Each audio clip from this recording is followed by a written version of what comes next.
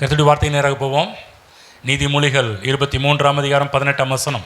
எல்லாரும் சேர்ந்து படிப்போம். நிச்சயமாகவே முடிவு உண்டு, உங்கள் நம்பிக்கை வீண் போகாது. நீங்கள் இந்த வருடத்தில் எந்தெந்த காரியத்துக்கெல்லாம் தேவன் மீது நம்பிக்கை வைத்திருக்கிறீர்களோ நிச்சயமாகவே அந்த காரியத்தில் நல்ல முடிவை நீங்கள் பார்ப்பீர்கள், நல்ல எதிர்காலத்தை பார்ப்பீர்கள். உங்கள் முடிவு சம்பூர்ணமாக இருக்கும். ஆரம்பம் அற்பமாக இருந்தாலும் முடிவு சம்பூர்ணமாக இருக்கும் என்று கர்த்தர் இயேசு அவருடைய வார்த்தையில் எழுதி வைத்திருக்கின்றார். ஒரு காரியத்தை மனதில் பதித்துக் கொள்ளுங்கள். கர்த்தராகிய இயேசு கிறிஸ்துவை சொந்த இரட்சகராக ஏற்றுக்கொண்ட ஒவ்வொருவரும் இந்த பூமியிலேயே நல்ல வாழ்க்கையை வாழ வேண்டும் என்று கர்த்தர் விரும்புகிறார். வெற்றியுள்ள வாழ்க்கையை வாழ வேண்டும் என்று விரும்புகிறார். ஒரு கேள்விக்குறியான ஒரு வாழ்க்கை கிடையாது. இந்த பூமியில் பதிலுக்குரிய ஒரு வாழ்க்கையை வாழ வேண்டும் என்று கர்த்தர் விரும்புகிறார். இந்த உலகம் கேள்வியினால் நிறைந்த உலகம். அத்தனை கேள்விகளுக்கும் பதில் யார் என்று சொன்னால் ரட்சிக்கப்பட்ட பிள்ளைகளாகி நீங்களும் நானும் தான். நாம் தான் இந்த உலகத்திற்கு பதிலாக இருக்கின்றோம்.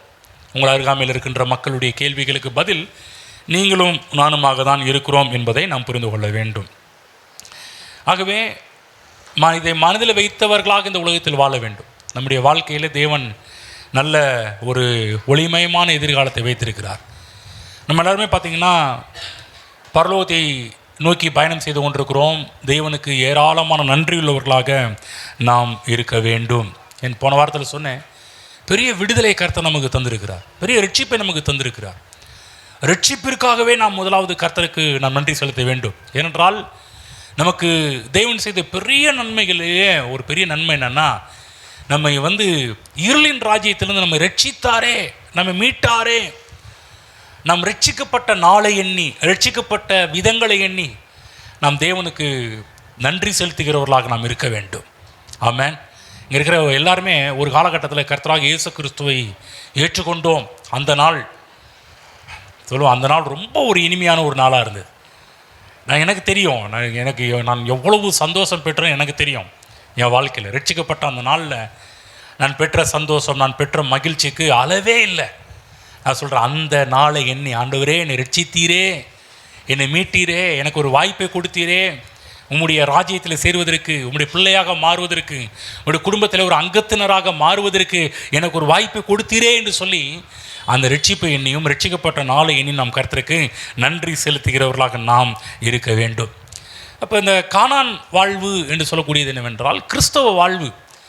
இன்றைக்கு இருக்கிற கிறிஸ்தவ வாழ்வு தான் கானான் வாழ்வு என்று அழைக்கப்படுகின்றது. பழைய ஏற்பாட்டு காலத்திலே தேவன் எப்படி இஸ்ரவேல் ஜனங்களை எகிப்திலிருந்து மீட்டு வெளியே கொண்டு வந்தாரோ அதே போல் நம்மையும் கர்த்தராகிய இயேசு கிறிஸ்து இருளின் அதிகாரம் என்று சொல்லக்கூடிய எகிப்திலிருந்து நம்மளை வெளியே கொண்டு வந்திருக்கிறார். அன்றைக்கு எப்படி பார்வோனின் கையிலிருந்து வெளியே கூட்டி வந்தாரோ இன்றைக்கு பிசாசின் கையிலிருந்து தேவன் நம்மை மீட்டு வெளியே கொண்டு வந்திருக்கிறார். வெளியே கொண்டு வந்துட்டு அப்படியே ஓட்டாண்டியை விடலை பாருங்கள். அப்படி அம்போன்னு விடலை.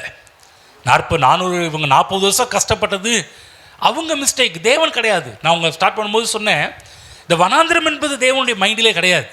தேவனுடைய மைண்ட் என்ன? அவங்கள கிளம்பி அவங்கள கானானுக்குள்ளே கொண்டு போக வேண்டும் என்பது தான் தேவ திட்டமாக இருந்தது.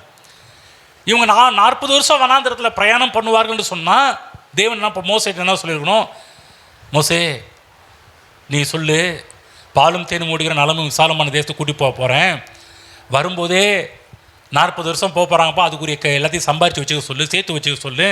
40 வருஷம் அவங்க வனாந்திரத்தில் பிரயாணம் போகணும், அதுக்குரிய காரியத்தை டீச் பண்ணு, உட்காந்து சொல்லிக் கொடு. எந்த இடத்துக்கு ஃபஸ்ட்டு போக போகிறோம்? இப்போ நம்ம எங்கே ஊருக்கு டூர் போகிறோம்னா திடீர்னு யாரும் டூர் போகிறது கிடையாது. அப்படி போகிறீங்களா? திடீர்னு யாரும் கிளம்பி போகிறீங்களா? அப்படி இல்லை. என்ன தான் இருந்தாலும் ஒரு மணி நேரத்துக்கு முன்னாடியாவது பிளான் பண்ணுறோம் இல்லைங்களா?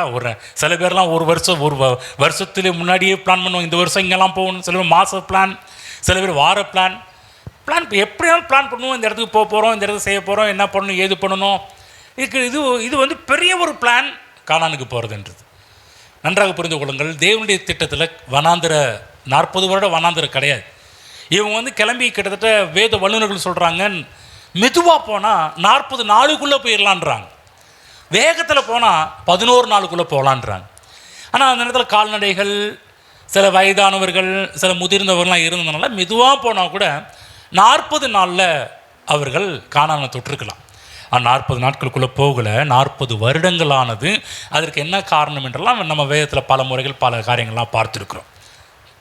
கவனிங்க, எப்படி பழைய ஏற்பாடு காலத்திலே இந்த திருஷ்டாந்தத்தை கர்த்தர் வச்சுருந்தார்.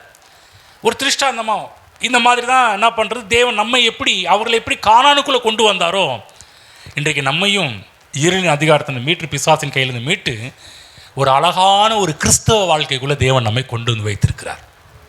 அப்போ கானான் என்று சொல்லக்கூடியதும் கிறிஸ்தவ வாழ்வு என்று சொல்லக்கூடியது ரெண்டும் ஒன்று. இப்போ வேதத்தில் மோசே வந்து கானானுக்குள்ளே கொண்டு போகிறது, கானானை பற்றி பேசும்போதெல்லாம் நம்முடைய மனதுக்கு கொண்டு வரக்கூடியது என்னவா இருக்கணும்னா கிறிஸ்தவ வாழ்வு. நீங்கள் அந்த மோசை கற்றுக் கொடுக்கும் போதெல்லாம் நம்முடைய மனதில் எதை பார்க்கணுன்னா இந்த கிறிஸ்தவ வாழ்வை தான் நம்ம பார்க்கணும். நம்ம கூட நான் ஒரு பாட்டு ரொம்ப நாளைக்கு முன்னாடி நம்ம கேசட் போடும்போது இந்த கானான் இந்த தேவைகளை சந்திப்பவர் என்ற பாட்டில் சொன்னேன், பாலும் தேனும் ஓடுகின்ற கிறிஸ்தவ வாழ்வு கானான் வாழ்வு என்று சொல்லி இந்த ஒரு ராகத்தை கொண்டு வந்தோம், ஒரு அடியை கொண்டு வந்தோம். கிறிஸ்தவ வாழ்வு என்பது பாலும் தேனும் ஓடுகிற கானான் வாழ்க்கையே என்று சொல்லி அன்றைக்கே அந்த பாட்டில் கொண்டு வந்து உள்ளே விட ஆரம்பித்தோம். எந்த ஒரு வாழ்க்கை, எதற்காக இந்த வாழ்க்கை நமக்கு கொடுத்து பாலும் தேனும் ஓடுகிற நலமும் விசாலமுமான கிறிஸ்தவ வாழ்வு, கானான் என்று சொல்லக்கூடிய கிறிஸ்தவ வாழ்வுக்குள்ளாக தேவன் நம்மை நடத்தி கொண்டு வருகிறார் என்பதை நாம் நன்றாக புரிந்து கொள்ள வேண்டும். அப்போ ஆவிக்குரிய ரீதியில் நாம் எல்லாருமே கிறிஸ்துவுக்குள்ளாக இருக்கிறோம். ஆவிக்குரிய ரீதியில் நாம் எல்லாருமே இன்றைக்கு தேவனுடைய ராஜ்யத்திற்குள் இருக்கிறோம். தேவனுடைய ராஜ்யம் என்று சொல்லக்கூடிய கிறிஸ்துவுக்குள் நாம் வாழ்ந்து கொண்டிருக்கிறோம். நான் சொல்கிறேன், இந்த ராஜ்யத்துக்குள்ளே, எந்த ராஜ்யத்துக்குள்ளே எப்படி கானானுக்குள்ளே ஏராளமான நன்மைகள் கொட்டி கடந்துச்சோ, அதே போல் இன்றைக்கு சொல்கிறேன் கிறிஸ்தவ வாழ்க்கையில் கூட ஏராளமான ஆசீர்வாதங்கள் கொட்டி கிடக்குது. நல்லா புரிஞ்சுக்கணும், கிறிஸ்தவ வாழ்க்கை சும்மா அப்படியே இந்த பரதேசி வாழ்க்கை கிடையாது. கிறிஸ்தவ வாழ்க்கை ஓட்டாண்டி வாழ்க்கை கிடையாது. கிறிஸ்தவ வாழ்க்கை ஒன்றுமில்லாத வாழ்க்கை கிடையாது. கிறிஸ்தவ வாழ்வு கானானின் ஆசீர்வாதங்கள் நிறைந்த ஒரு வாழ்வு. இன்றைக்கும் பாருங்கள், உங்கள் எல்லாருக்குமே தெரியுமே இஸ்ரவேல் என்று சொல்லக்கூடிய தேசத்தை பற்றி இன்றைக்கும் உலக நாடுகள் பேசுகின்ற ஒரு தனி சிறப்பான ஒரு நாடு என்று ஒன்று இருக்கும் என்றால் அது இஸ்ரவேல் நாடு தான். நான் சொல்கிறேன், அன்றைக்கு கானான், இன்றைக்கு இஸ்ரவேல் நாடு. இன்றைக்கு நம்ம இஸ்ரவேல் நாட்டில் கொண்டு போய் கடவுள் நம்மளை வைக்கல, நம்மளை ஒரு ஆவிக்குரிய இஸ்ரவேலர்களாக தேவன் நம்மை மாற்றி நம்மை கிறிஸ்துவுக்குள்ளேயே கொண்டு போய் வச்சுட்டார். ஆவிக்குரிய ராஜ்யத்தில் கொண்டு போய் வைத்து விட்டார். அப்போ நம்ம ஆள்கிற ராஜ்யத்தில் தரித்திரம், ஏழ்மை, ஓட்டாண்டித்தனம், பற்றாக்குறை என்பது கிடையவே கிடையாது. ஏனென்றால் தேவன் ஆள்கிற ராஜ்யம் அது. நம்ம எந்த ராஜ்யத்தில் இருக்கிறோம்? யாரோ ஒரு மனிதன் ஆள்கிற ராஜ்யத்தில் கிடையாது.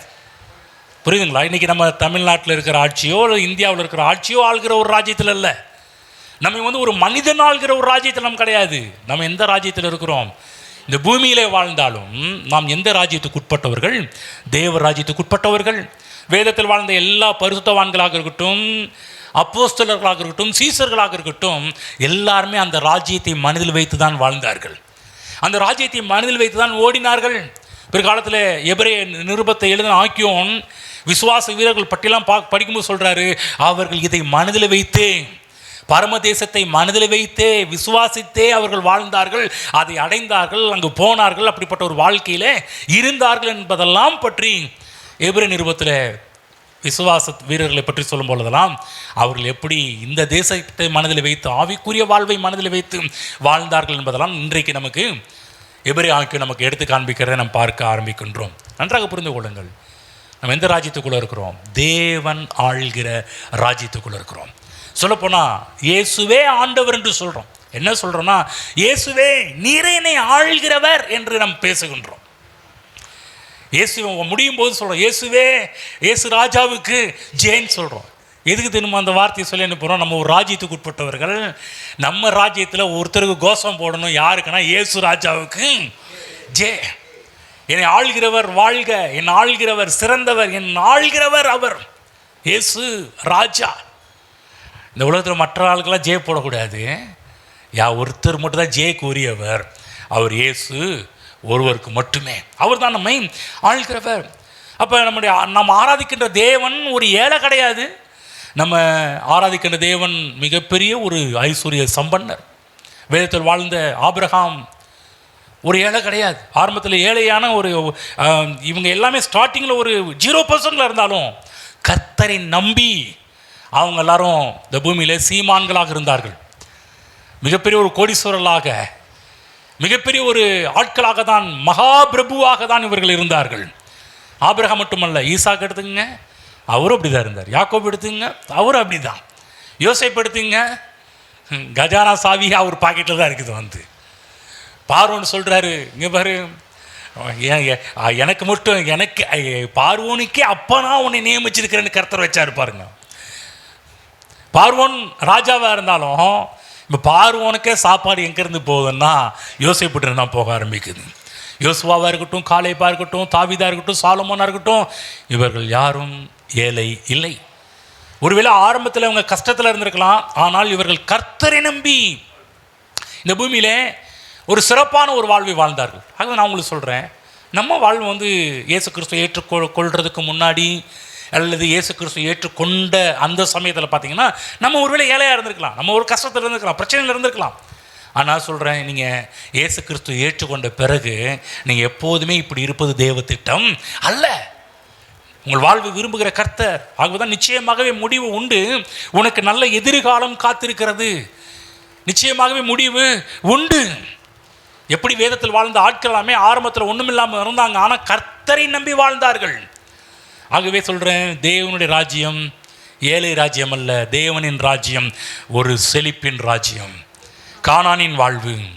ஆகவே தேவன் கானானில் இன்றைக்கும் ஏராளமான செழிப்பை கர்த்தர் இன்றைக்கும் வச்சிருக்கிறார் தேசத்தில். அதே போல தான் கிறிஸ்தவ வாழ்வின் கர்த்தர் ஏராளமான செல்வ செழிப்பை கர்த்தர் வைத்திருக்கிறார் என்று வேதம் சொல்கின்றது. ரோமர் புஸ்தகம் போவோம். கிறிஸ்தவ வாழ்க்கை பற்றி வேதம் சொல்லும்போது கானானுக்கு ஒப்பிட்டு பேசுகின்றது. இந்த கானானிலே நம்முடைய தேவன், நம்மை ஆட்சி பண்ணுகிற தேவன் எப்படிப்பட்டவர் என்று பார்ப்போம். ரோமர் புஸ்தகம் 10ஆம் அதிகாரம் 12ஆம் வசனத்தை படிப்போம். ரோமர். யூதன் என்றும் கிரேக்கன் என்றும் வித்தியாசமே இல்லை, எல்லாருக்கும் கர்த்தரானவர் தம்மை தொழுது கொள்ளுகிற யாவருக்கும் ஐஸ்வர்ய சம்பன்னராய் இருக்கிறார். ஆமென். தம்மை தொழுது கொள்ளுகிற யாவருக்கும் ஐஸ்வர்ய சம்பன்னராய் இருக்கிறார். எல்லாரும் சொல்லுங்கள், தொழுது கொள்ளுகிற யாவருக்கும். ஆமென். நம்ம தேவன் எப்படிப்பட்டவர்? ஐஸ்வர்ய சம்பன்னர். தொழுது கொள்ளுகிற யாவருக்கும், சின்னவங்க பெரியவங்க கிடையாது, தொழுது கொள்ளுகிற எல்லாருக்குமே. தொழுது கொள்ளுகிற சின்னவங்களா இருக்கட்டும், தொழுது கொள்ளுகிற பெரியவங்களா இருக்கட்டும், இன்றைக்கு ரட்சிக்கப்பட்ட ஆளாக இருக்கட்டும். சில பேர் சொல்லுவாங்க, இவங்களாம் ரொம்ப வருஷம் விசுவாசிங்க, கடவுள் அவங்கள தான் ஆசீர்வதிப்பார். கிடையாது. இன்றைக்கு ரட்சிக்கப்பட்டு இன்றைக்கு இயேசு கிறிஸ்து ஏற்றுக்கொண்ட ஆளாக நீங்கள் இருக்கிறீர்களா? நான் சொல்கிறேன், உங்களுக்கும் அவர் எப்படிப்பட்டவர்? ஐஸ்வர்ய சம்பன்னர். இயேசு கிறிஸ்து ஏற்றுக்கொண்ட இளைஞர்களாக இருக்கட்டும், உங்களுக்கும் அவர் ஐஸ்வர்ய சம்பன்னர். முதியவர்களாக இருக்கட்டும், அவர்களுக்கும் தேவன் ஐஸ்வர்ய சம்பன்னர். ஊழியர்களாக இருக்கட்டும், பாஸ்டர்களாக இருக்கட்டும், விசுவாசிகளாக இருக்கட்டும், தேவன் எப்படி அவரை தொழுது கொள்ளுகிற யாவருக்கும் தேவன் ஏழையாக இருக்கிறார் என்று வேதம் போடவில்லை. இயேசு தேவன் அவர் ஏழைக்கடவுள் கிடையாது, ஏழைச்சாமி கிடையாது. பைபிளில் போடப்பட்டிருக்குது, அவரை தொழுது கொள்ளுகிற யாவருக்கும் தேவன் எப்படிப்பட்டவராம்? அவர் ஐஸ்வர்ய சம்பன்னர். ஆமென். அவர் ஐஸ்வர்ய சம்பன்னர் என்றால் நன்றாக புரியும். அவருக்காக அவர் ஐஸ்வர்ய சம்பன்னர் கிடையாது, அவர் நமக்காக ஐஸ்வர்ய சம்பன்னராக இருக்கிறார். ஐஸ்வர்ய சம்பன்னர் என்று சொன்னால் என்ன அர்த்தம்? ஐஸ்வர்யத்தை ஏராளமாக கொட்டி வச்சிருக்கிறார்னு அர்த்தம், ஏராளமாக குவிச்சு வச்சிருக்கிறார்னு அர்த்தம். இப்போ கர்த்தர் நமக்கு கொடுக்கிறாரா இல்லையா என்பது கேள்வி கிடையாது. இன்னைக்கு நாம் அவைகளை எடுத்துக்கொண்டு அனுபவிக்கிறோமா என்பதுதான் இன்றைய கேள்வியாக இருக்குது. கர்த்தர்கிட்ட ஐஸ்வர்யம் இருக்குதா இல்லையான்ற கேள்வி கிடையாதுங்க. கேள்வி என்ன? தேவன் ஏராளமாக அவரிடம் இருந்தாலும் அவைகளை நாம் எடுத்து பயன்படுத்துகிறோமா? அவைகளை நம்முடையதாக்கி கொண்டிருக்கிறோமா? அன்றைய நேரத்தில் ஆவிக்குரிய வட்டாரத்தில் பார்த்தீங்கன்னா கடவுள் எப்படி காமிக்கிறாங்கன்னா, கர்த்தரை பிடுங்குகிற கடவுளாகவே காமிச்சிட்டாங்க. அதாவது அவங்க பண்ணுற ஜெபமாக இருக்கட்டும், கிறிஸ்தவங்க பண்ணுற ஜெபம், உபவாசமாக இருக்கட்டும், எல்லாமே பார்த்தீங்கன்னா அவர் ஏதோ இறுக்கி கையில் வச்சிருக்கிற மாதிரியும். சில இதில் பிள்ளைகள் நமக்கு எங்கெங்க கையிலேருந்து கொஞ்சம் பிடுங்கிருப்பார். அப்படி பிள்ளைங்க பார்த்தீங்கன்னா கையிலேருந்து பிடுங்கிறதுக்கு பயங்கர மல்லு கட்டுங்க. நம்மள என்ன பண்ண இறுக்கி பிடிச்சிருப்போம். அநேக நேரத்தில் கடவுளை நம்ம எப்படி காமிக்கிறோம் மக்களுக்குன்னா, அவர் கையில் இறுக்கி பிடிச்சிருக்கிற மாதிரியும் நம்ம அப்படியே கையில் அப்படியே எப்படியாவது மல்லு கட்டி இதெல்லாம் எங்கே பார்க்குறோம்னா இந்த கிறிஸ்தவங்க போடுற உபவாசத்துலேயும் இந்த உபவாச கூட்டத்தெல்லாம் போனீங்கன்னா அவங்க பண்ணுறது ப்ரேயர்லாம் பார்த்தாலே பார்த்தீங்கன்னா அவர் ஏதோ அப்படியே கையை அப்படியே பிடிச்சி அதெல்லாம் சில இடத்துக்கு போகாதீங்கன்னு சொல்கிறது. அங்கே போய் தப்பான ஒரு காரியத்தை கற்றுக்கிட்டு தான் வர ஆரம்பிப்போம். வந்து கடவுளை பற்றி தப்பான ஒரு படத்தை தான் விதைக்க ஆரம்பிக்கிறாங்க. அவர் ஏதோ அவர் ஏதோ இறுக்கி பிடிச்சிரு, நம்ம ஏதோ ஆண்டவரே இவங்க பண்ணுற ஜெபம் அப்படியே அழுது. அதாவது அழுகைக்கு எதிரி கிடையாது. நீங்கள் அழுகிறீங்களா? ஆனந்த சில நேரத்தில் தேவன் நம்முடைய வாழ்க்கையில் செய்கிற காரியத்தெல்லாம் பார்க்கும்போது நம்ம அறியாமல் கண்ணீர் வரும். அதுக்கெல்லாம் நம்ம தடை பண்ணுறதே கிடையாது. தேவன் செய்த நன்மைகள், தேவன் செய்த அதிசயங்கள், தேவன் செய்த அற்புதங்கள் அதெல்லாம் பார்க்கும்போது நானே சிலதை உட்காந்து அழுதுகிட்டு இருப்போம். வந்து சிலது வண்டியில் போகும்போதெல்லாம் அழுதுட்டு போவேன். எப்படி ஏன் அழுதுட்டு போவேன் தெரியுங்களா? அவர் செய்த நன்மையில் எண்ணி ஸ்தோத்திரம் பண்ணிட்டு அழுதுட்டு போவேன். புரிஞ்சுங்களா? மற்ற அழுகை கிடையாது, வேற அழுகை கிடையாது. அந்த அழுதான் அந்த மாதிரி பிடிவாதம் பண்ணி ஏதோ அவருக்கு கொடுக்காத மாதிரி அவர் இடுக்கி பிடிச்சி ஆண்டவரே அப்படி அழுகல. அந்த மாதிரி அழுகல்ல. நானும் அழுவேன். எதுக்கு அழுவேன்னா, தேவன் செய்ய என்னுடைய வாழ்வில் என்னை மீட்டார், ரட்சித்தார், எனக்கு இப்படிப்பட்ட காரியத்தெல்லாம் செய்துக்கிட்டு இருக்கிறாருன்னு பார்க்கும்போது சிலது ப்ரேயரில் உட்காந்தும்போது அழுவேன், நடந்து போகும்போது அழுவேன், பைக்கில் போகும்போதெல்லாம் அழுவேன். தேவன் செய்த நன்மைகளை எண்ணி வியப்பில் அழுகுது. அது இருக்குது. ஆனால் அந்த அழுதாதான் கிடைப்பேன்றது பாருங்க. சில இதில் கிறிஸ்தவத்தில் இந்த அழுகை ரொம்ப முக்கியத்துவப்படுது. அழுகை ரொம்ப அதிக முக்கியத்துவப்படுத்திடுவாங்க. சொல்லுவாங்க ஏன்னா கற்றுக் கொடுக்குறதுக்கு ஒன்றுமே இல்லாதனால கடைசியில் நீ அழுது ஜெபிச்சியா, அப்போ அழுது ஜெபி பண்ணுவாங்க. அதனால பாருங்க, மக்கள் பாருங்க அழுது ஜெபிச்சும் கிடைக்காம ஆட்கள் எவ்வளோ பேர் இருக்கிறாங்க. இந்த உபவாசமாக இருக்கட்டும், சில பேர் நம்ம 7 நாள் உபவாசம், 21 நாள் உபவாசம், 41 நாள் உபவாசம், இதெல்லாம் பார்த்தீங்கன்னா என்னன்னா 41 நாள் உபவாசம்னா என்ன சொன்னாங்க, இயேசுவே 40 நாள் இருந்தார், நம்ம ஒரு நாள் எக்ஸ்ட்ரா இருப்போம். 41 நாள் உபவாசம். கவனமாக கேளுங்க. நம்ம ஜபத்துக்கும் எதிரி கிடையாது, உபவாசத்துக்கு எதிரி கிடையாது. அதெல்லாம் நம்ம ரெஸ்பெக்ட் பண்ணுறோம், மரியாதை பண்ணுறோம், ஜபத்தை மதிக்கிறோம், உபவாசத்தை மதிக்கிறோம். அது எப்படி தேவன் சொல்லியிருக்கோ அந்த முறையை நம்ம ஃபாலோ பண்ணிட்டு போகிறோம். ஆனால் இந்த ஜபம் பண்ணுற முறைகளையும் உபவாசம் பண்ணுற முறைகளையும் நம்ம என்னத்தை உள்ளே கொண்டு வந்தோம்னா, அவர் ஏதோ பிடிச்சு வச்சிருக்கிற மாதிரியும், அவர் ஏதோ அப்படியே அதை இறுக்கி வச்சிருக்கிற மாதிரியும், நம்மளாம் இப்படி பண்ணனாதான் அவர் கொடுப்பாருன்ற மாதிரியும். ஒரு முறை அப்படி தான் பாருங்கள். நான் இயேசு கிறிஸ்து ஏற்றுக்கொண்ட நாட்களில் ஒரு தடவை ஒரு வார்த்தை சொன்னாங்க. நம்ம நைட் ப்ரேயர் ஜெபம் பண்ணுவோம். 12 மணிக்கு எல்லோரும் அலாட்டாக இருக்கணும். ஏன்னா இந்த 12 மணிக்கு ஜெபம் பண்ணும்போது தான் அவருடைய சிங்காசனத்தை அசைக்கின்ற ஒரு நேரம். எல்லாரும் அவருடைய சிங்காசனத்தை அசைப்போம் அப்படின்னு வாங்க பாருங்க.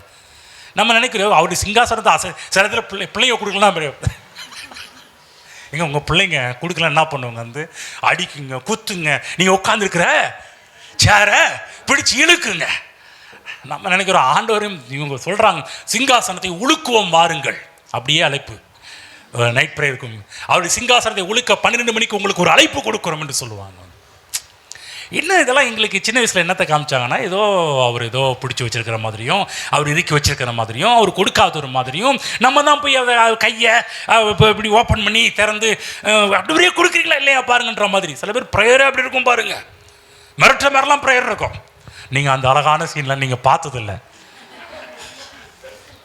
அந்த அலங்கோலமான சீன்களும் நிறைய பார்த்து வளர்ந்தவன் நான், அடிப்பட்டவன். நிறைய விஷயங்களை தவறாக எங்களை திசை திருப்பி விட்ட நினைப்பேன். இந்த மாதிரி வார்த்தைகள்லாம் கிடைச்ச உடனே ஐயோ ஆண்டவரே, நான் சொன்ன இந்த ஆனந்த கண்ணீர், இதுக்கு தான் ஆனந்த கண்ணீர் வெடிப்பேன். நல்ல வேலைக்கு சாமி கண்ணை திறந்தீங்களே, இந்த வெளிப்பாட்டெல்லாம் கொடுத்தீங்க, இந்த அறிவை கொடுத்தீங்களே, நீர் யாருங்கன்ற வெளிச்சத்தை கொடுத்தீங்களே, நீர் எப்படிப்பட்டவர்ன்ற வெளிச்சத்தை கொடுத்தீங்கன்னா, நான் சொல்ல நினைக்கிற சீன்லாம் பார்த்தீங்கன்னா என்னால் நன்றி சொல்லாமல் இருக்கவே முடியாது. அவ்வளோ நன்றி நான் சொல்ல அப்படியே உள்ளேருந்து அப்படியே வரும். உள்ளேருந்து அப்படியே கர்த்தரை துதிக்கிறது, உள்ளேருந்து கர்த்தரை துதிக்கிறது, துதியெல்லாம் வெளியே வர ஆரம்பிச்சிடும். திரும்ப சொல்கிற தேவ பிள்ளைகளே, தேவன் அவரை தொழுது கொள்ளுகிற யாவருக்கும் ஐஸ்வர்ய சம்பனராக இருக்கிறார். ஆமென். மக்கள் போராடிட்டு இருக்கிறாங்க கர்த்தர்கிட்ட. ஆவிக்குரிய போராட்டம் சொல்லி போராடி, ஆவிக்குரிய போராட்டம் அவர்கிட்ட போராடிட்டு இருக்கிறாங்க. எங்களுக்கு கர்த்தர்கிட்ட போராடுற போராட்டம் கிடையாது. புரிஞ்சுக்குங்க, கர்த்தர்கிட்ட போராடுறது கிடையாது.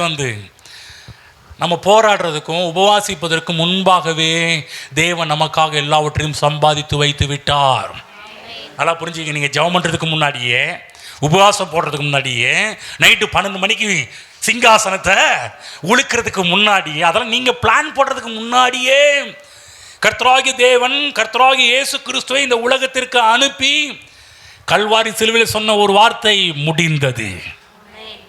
என்ன சொல்கிறான்னா, நீ கஷ்டப்படாத, உனக்காக எல்லாவற்றையும் நான் கல்வாரி சிலுவையில் சம்பாதிச்சு வச்சுட்டேன். எப்படி பழைய ஏற்பாட்டு காலத்தில் கானானில் போய் சுதந்திரி சுதந்திரி சுதந்திரி சுதந்திரி இன்ஹெரிட் சொல்லுங்க, சுதந்திரி.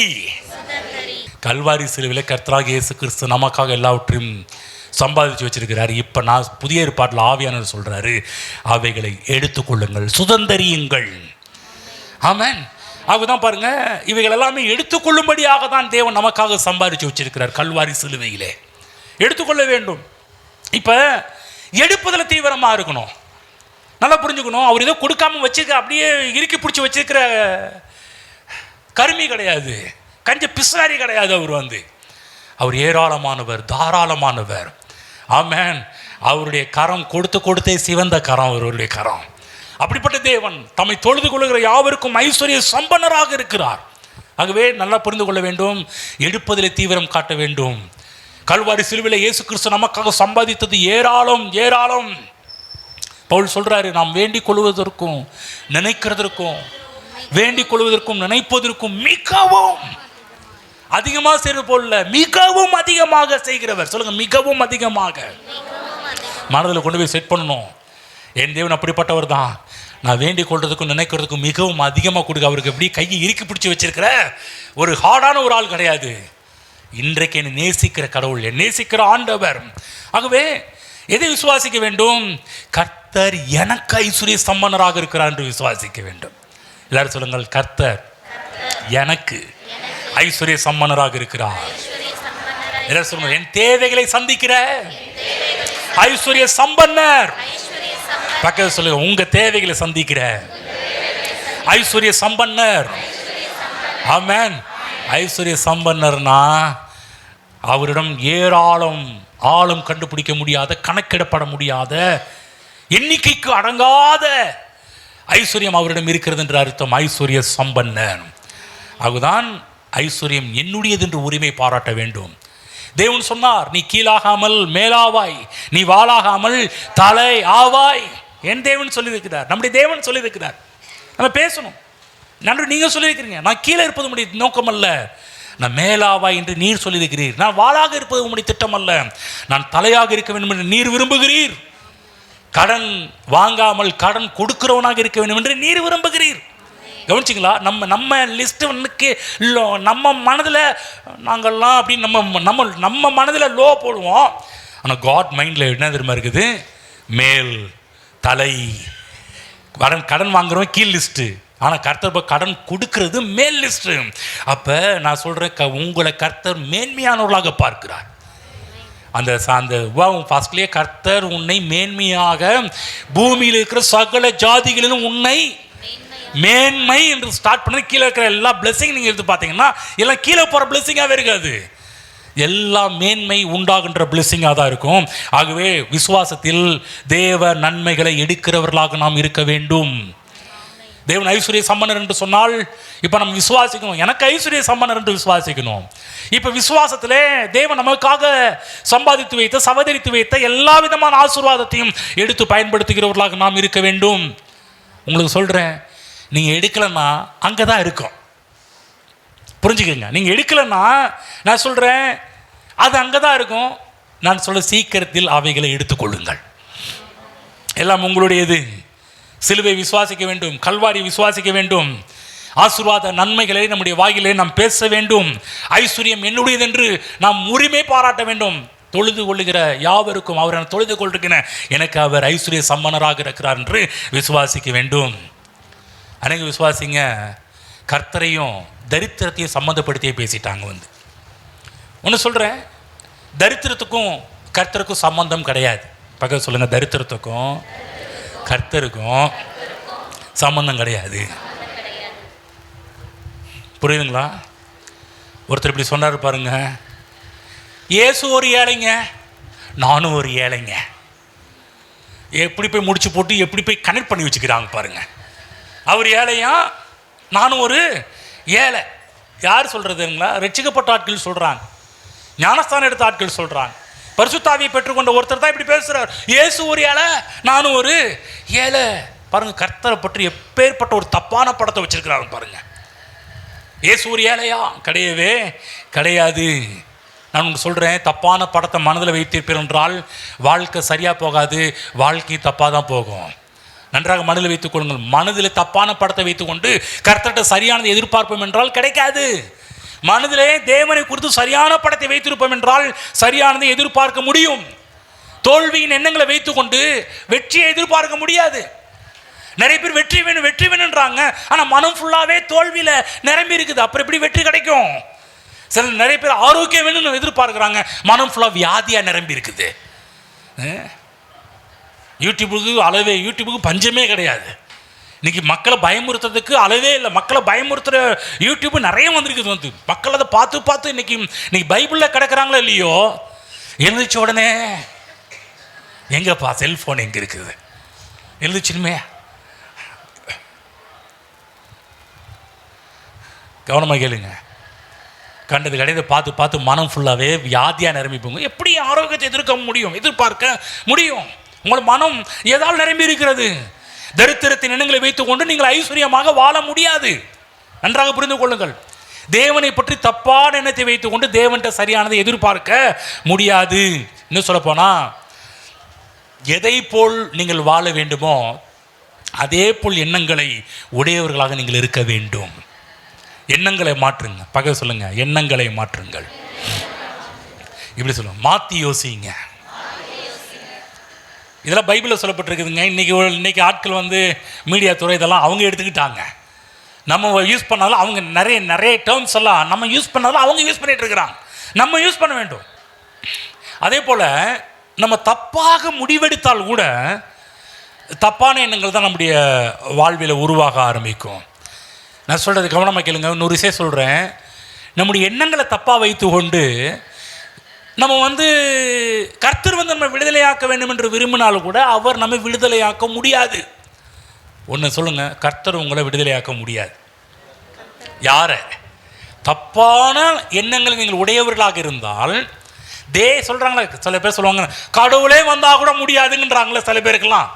அது யாருக்கு என்று சொன்னால், நம்முடைய எண்ணங்களை தப்பான எண்ணங்களை உடையவர்களாக இருப்போம் என்றால் அப்படிப்பட்டவர்களுக்கு கடவுளே வந்தால் கூட ஹெல்ப் பண்ண முடியாது. பெஸ்ட்டு உதாரணம் ஆதாம் மனதில் அவர் ஒரு எண்ணங்களை உடையவராக இருந்தாலும் கர்த்தரே வந்து தடுத்து நிறுத்தலை. சில சொல்லுவாங்க, ஏங்க இவன் பாவம் செய்வான்னு தெரியும்ல, இவர் போய் தடுத்து நிறுத்திருக்கலாம்ல. மனுஷன் ஒரு காரியத்தை முடிவு பண்ணானா கர்த்தர் வந்தால் கூட அவனை சரி பண்ண முடியாது. புரிஞ்சுங்களா? என்ன சொல்ல புரியுதுங்களா? அப்போ நம்முடைய மனம் ஏன்னா அப்படி தடை பண்ணுவார் என்றால் அவர் தன்னையே தடுத்து நிறுத்துவது போல் ஆகிவிடும். ஏன்னா மனுஷன் அவருடைய சாயலில் உண்டாக்க, அவருடைய சாயல் சித்தம் கொள்ளக்கூடிய ஒரு சாயல். செலக்ட் பண்ணணும், நல்லது இது கெட்டது இதுமாதிரி மனுஷன் செலக்ட் பண்ணணும். தேவ பிள்ளைகளே, நீங்கள் நன்மையை செலக்ட் பண்ணுங்கன்னா கர்த்தர் உதவி செய்வார். நீங்கள் தீமையை செலக்ட் பண்ணிங்கன்னா பிசாசு உங்களுக்கு ஹெல்ப் பண்ணுவான். எது கூட்டி போகிறதுக்கு? அவன் வீட்டுக்கு கூட்டி போகிறதுக்கு ரெடி பண்ணுவான். நீங்கள் நல்லதை முடிவு செய்தால் கர்த்தர் அவருடைய ராஜ்யத்தில் வெற்றிகரமாக வாழ்வதற்கு அவருடைய ராஜ்யத்துக்கு அழைத்து செல்வார். அவர் ரெடி பண்ணுவார். அப்போ நீங்கள் யாருக்கு கொடுக்குறீங்க, உங்கள் எண்ணங்களை நீங்கள் யாருக்கு கொடுக்கிறீர்கள் என்பது உங்களை பொறுத்து இருக்கிறது. எதில் கொடுக்க போகிறீர்கள் என்பது ரொம்ப ரொம்ப முக்கியம். அப்போ எண்ணங்கள், நம்முடைய மனம் தேவனுடைய சத்தியத்திற்கு ஒத்து போகிற எண்ணங்களாக நம்முடைய எண்ணங்களை மாற்றி அமைக்க வேண்டும். ஏன் பைபிளை படிக்க சொல்கிறோம்? அவருக்கு வேலை பழப்பில்லைங்க, அவர் பைபிளை படினா சொல்லுவார். நம்ம வந்து நல்ல பழப்பம் நம்ம மற்றதை பண்ணுவோன்னு சொல்லி அப்படி இருக்கக்கூடாது. நாங்கள் எதுக்காக சொல்கிறோம்? எதுக்காக வேதத்தை படிங்கன்னு சொல்கிறோம்? ஏன் வசனத்தை உங்கள் எண்ணங்களை கொண்டு போய் நிரப்புங்கன்னு சொல்கிறோம்? எதுக்காக மனதை தேவனுடைய எண்ணங்களால் நிரப்புங்கன்னு சொல்கிறோம்? நான் சொல்கிறேன், எண்ணங்கள் தேவனுடைய சத்தியத்திற்கு ஒத்ததாக நம்முடைய எண்ணங்களை மாற்றி அமைக்க வேண்டும். வேதத்தில் ஒரு பகுதி இருக்குது. இந்த ஏழையை விரும்புகிறவங்க, ஏழ்மைத்தனத்தை விரும்புகிறவங்க, தரித்திரத்தை விரும்புகிறவங்க, அதிகமாக அவங்களுக்கு பிடிச்ச ஒரு ஆள் யார் தெரியுங்களா? லாசரு. அவரை பிடிச்சிட்டு கிறிஸ்தவ உலகம் படாத பாடுபடுத்திடுவாங்க. அவர் வச்சு தான் கிறிஸ்தவத்தில் பாரு என்ன சொல்லுவாங்க, ஏழை லாசரு எப்படி இருந்தான்? அவன் ஏழையாக இருந்தான். அவன் ஏழையாக இருந்ததுனால தான் பரலோகத்துக்கு போனான். ஆகவே நீ ஏழையாக இருந்தாதான் தேவ தூதர்கள் உன்னை கொண்டுட்டு இப்படி சொல்லும்போது உங்களுக்கு எப்படி இதே இப்போ ஏழை லாசரு சம்பவம் தான் இப்போ நான் பிரசங்கம் பண்ண போகிறேன், வேறு மாதிரி பிரசங்கம் பண்ண போகிறேன். இப்போ இப்படி சொல்லும்போது உங்கள் ஏழை லாசரு ஏழையாக இருந்தாலும் அவன் பரலோகத்துக்கு போனான், அருமையான விசுவாசியே, நீ பணக்காரனாகக்கூடாது, நீ ஏழையாக மாறினாலும் நீ பரலோகத்துக்கு போக முடியும்னா நீங்கள் என்ன பண்ணுவீங்க அடுத்தது? நீங்கள் என்ன பண்ணுவீங்க? யாராவது முன்னுக்கு வரணும்னு ஆசைப்படுவீங்களா? மேலே வரணும்னு ஆசைப்படுவீங்களா? இது எப்படிப்பட்ட வாழ்க்கை வாழ்ந்தான் தெரியுங்களா? பாவம். அன்னைக்கு ரட்சிக்கப்பட்டவங்க ரொம்ப கஷ்டம், அந்த மாதிரி கஷ்டத்தில் வாழ்ந்துடும். கவனமாக கேளுங்க, கிறிஸ்தவர்களுக்கு மிகவும் ஒரு விசேஷமான ஒரு பிரச்சனை இந்த ஒரு பிரச்சனை. இது ஒரு விசேஷமான ஒரு ஆவியாக இருக்குது, கெட்ட ஆவியாக இருக்குது. படிப்போம், லூக்கா புஸ்தகம் போவோம், 16ஆம் அதிகாரம் எடுத்துக்கோங்க. நேரம் குறைவாக இருக்கிறதுனால நானே கொஞ்சம் இந்த வசனத்தெல்லாம் படிச்சிடுறேன். லூக்கா 16ஆவது அதிகாரம் எடுத்துக்கொள்ளுங்கள். அங்கு 19ஆம் வசனத்திலிருந்து படித்து காமிக்கிறேன், எடுத்துக்கோங்க. ஐஸ்வர்யமுள்ள ஒரு மனுஷன் இருந்தான். அவன் இரத்தாம்பரமும் விலையேறப்பெற்ற வஸ்திரமும் தரித்து அனுதினமும் சம்பிரமமாய் வாழ்ந்து கொண்டிருந்தான். லாசரு என்னும் பேர் கொண்ட ஒரு தரித்திரனும் இருந்தான். அவன் பருக்கள் நிறைந்தவனாய் அந்த ஐஸ்வர்யவானுடைய வாசல் அருகே கிடந்து, 21ஆம் வசனத்தை சத்தத்தை உயர்த்தி படிங்க, அவனுடைய மேஜையிலிருந்து விழும் துணிக்கைகளாலே தன் பசியை ஆற்ற ஆசையாயிருந்தான். நாய்கள் வந்து அவன் பருக்களை ஏழை லாசரு ஏழையா இருந்தால் பரலோகத்துக்கு போக முடியும். இந்த லிஸ்ட்லையும் வந்து ஆகணும் கொஞ்சம். ஹலோ,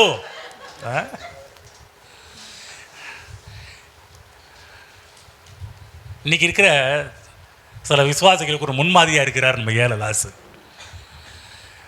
ஆனால் நான் இந்த லாசரு போல் இருக்காதீங்கன்னு சொல்கிறேன். கவனமாக கேளுங்க, இதில் என்ன ஒரு பெரிய பிரச்சனை, எவ்வளோ மட்ட ரகமான எண்ணம் பாருங்கள்.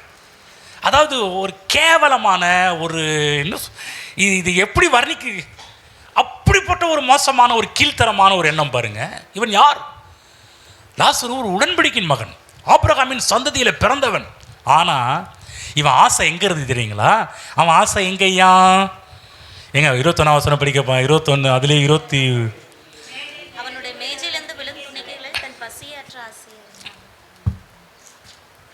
அவனுடைய மேஜையிலிருந்து விழும் துணிக்கைகளை தன் துணிக்கைகளாலே தன் பசியை ஆற்ற ஆசையா இருந்தான். எதில் ஆசையா?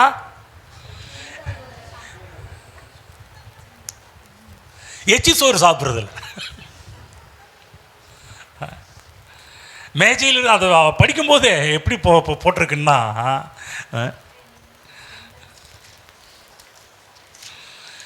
அவனுடைய மேஜையிலிருந்து விழும் துணிக்கைகளாலே தன் பசியை ஆற்ற ஆசையாயிருந்தான். ஆங்கில பதிப்பில் எப்படி போட, ஒரு ஆம்பிளிஃபைட் பைபிள்னு ஒரு பாருங்க, அதில் போட்டிருக்குது, he eagerly,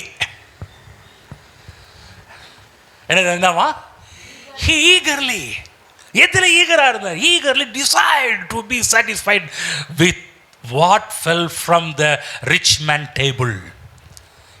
அப்படி ஈகரா. இந்த ஷார்ட் ஃபிலிம் போடும்போது கூட ஈகர்லி இந்த ஒரு வார்த்தையை பயன்படுத்தினாங்க சகோதரி கமெண்ட்ல. ஆசையாக இருக்கிறோம், சீக்கிரம் வரணும்னு சொல்லிட்டு வந்து ஈகர்லி.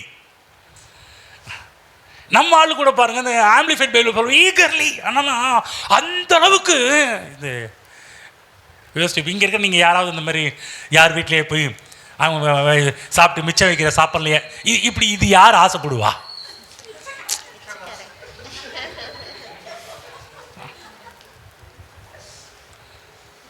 ஆனால் ஏன் இலையெல்லாம் பிச்சைக்காரன் பார்த்தானா திட்டுவான்.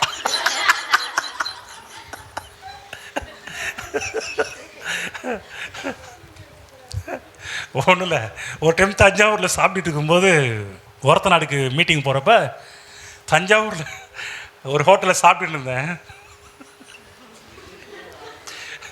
ஹோட்டலில் இருக்கிற எல்லா சர்வெண்ட்டுமே வந்து பார்த்துட்டு போனானுங்க.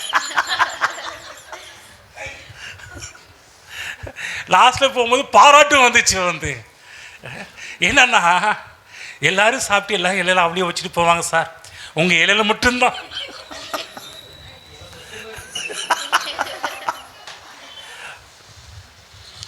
லாசரு ஒரு வேளை நான் ஒரு பெரிய பணக்காரன் வந்து லாசரு உட்கார்ந்தா பாவம் அவன் ரொம்ப ஃபீல் பண்ணுவான், வந்து திட்டுவான், அடா படுவாவி ஒரு கருவேப்பிலை கூட வச்சுட்டு போகல.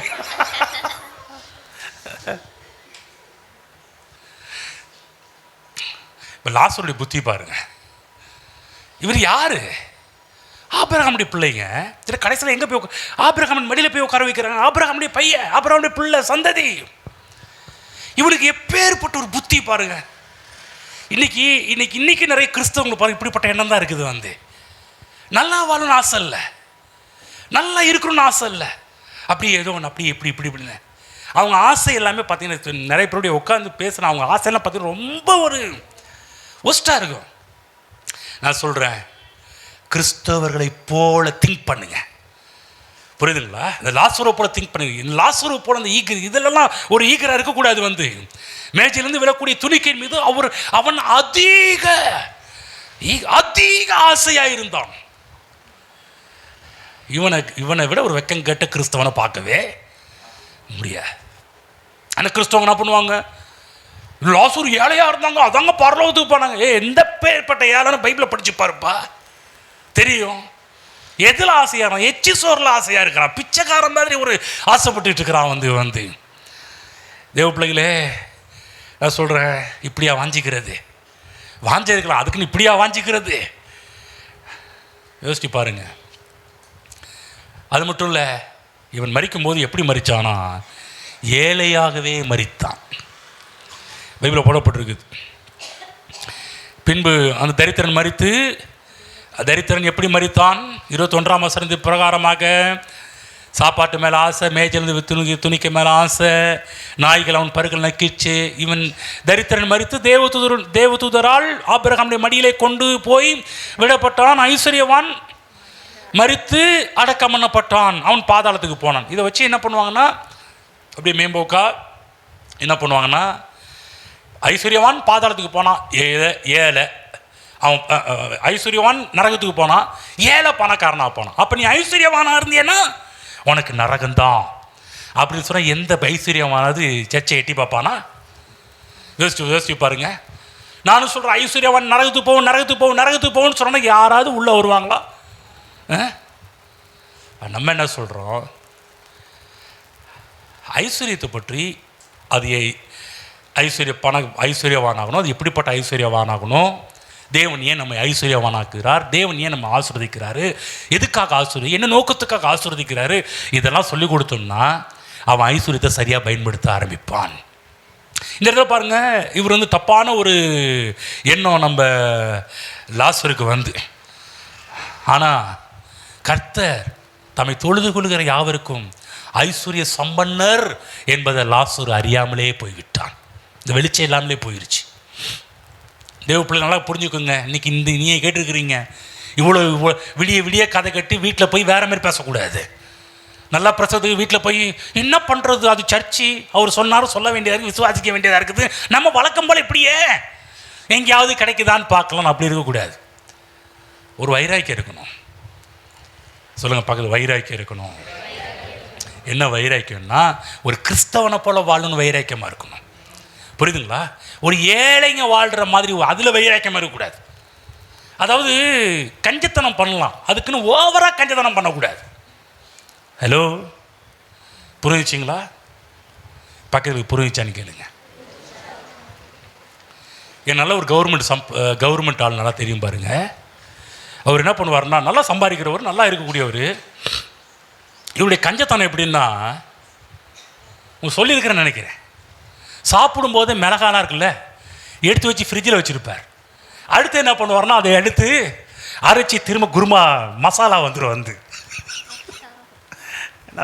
ஒரு டைம் இப்படி தான் ஃப்ரிட்ஜை திறந்து பார்த்தா மிளகாவை, என்ன இது, அது ஒன்றும் இல்லைப்பா, சாப்பிட்டு இந்த ரசத்தில் அதில் சாப்பிட்டு அப்படியே மிளகாலாம் எடுத்து வச்சிருவேன், அதுக்கு வேஸ்ட் பண்ணணும்.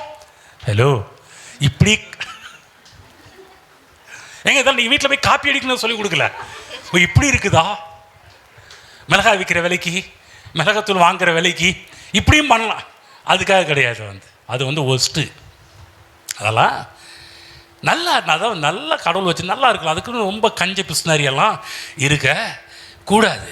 புரிஞ்சிச்சிங்களா? கஞ்ச பிஸ்னாரியாக இருக்கக்கூடாது. கடவுள் கொடுத்துருக்கிறான், எதற்காக கொடுத்துருக்கிறான் என்பதை அறிந்து அதை அனுபவிக்க வேண்டும். இவனை போலவும் இருக்கக்கூடாது. இன்றைக்கி இருக்கிற சில இந்த ஒஸ்டான விசுவாசிங்க போலவும் இருக்கக்கூடாது.